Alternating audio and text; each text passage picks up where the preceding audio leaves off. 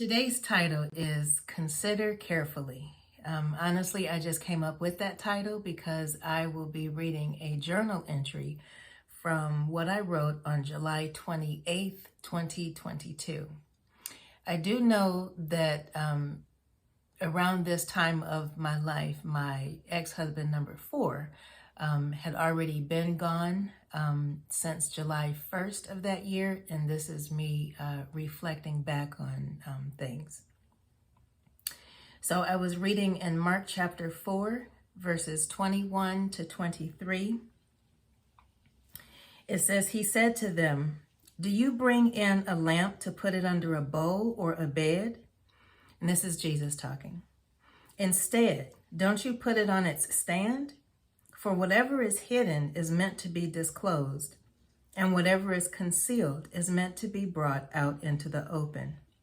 If anyone has ears to hear, let them hear." Then I wrote in my journal, this reminds me of, and I'll call him so-and-so. This reminds me of so-and-so's situation. When I filed the protective order, I requested that they order him to get alcohol treatment, and the judge didn't order that because he wanted so-and-so to seek that on his own. He said he didn't think it would do any good if he couldn't see for himself that he had a problem. He was released from jail yesterday, and one of his stipulations is he is now ordered to go through alcohol treatment.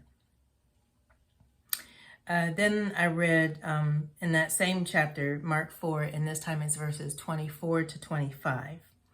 "Consider carefully what you hear," he continued, and this is Jesus talking. "With the measure you use, it will be measured to you, and even more. Whoever has will be given more. Whoever does not have, even what they have will be taken from them."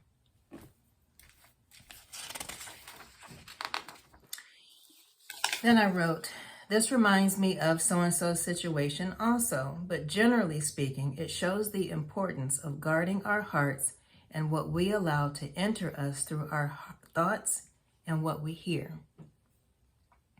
Jesus says, consider carefully what you hear. What we hear and receive is supposed to improve us, build us up, and make us better. We are to add on to this, not just have it and not change.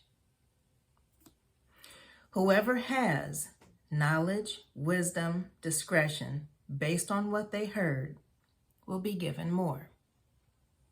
Whoever does not have, even what they have will be taken from them.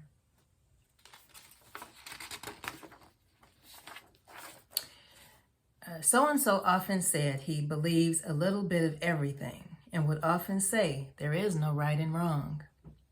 He would sometimes admit that God defines right and wrong, but then he would go back to say there is no right and wrong. Because there was no consistency in what he chose to believe, I believe the little knowledge and understanding of God that he had was taken from him.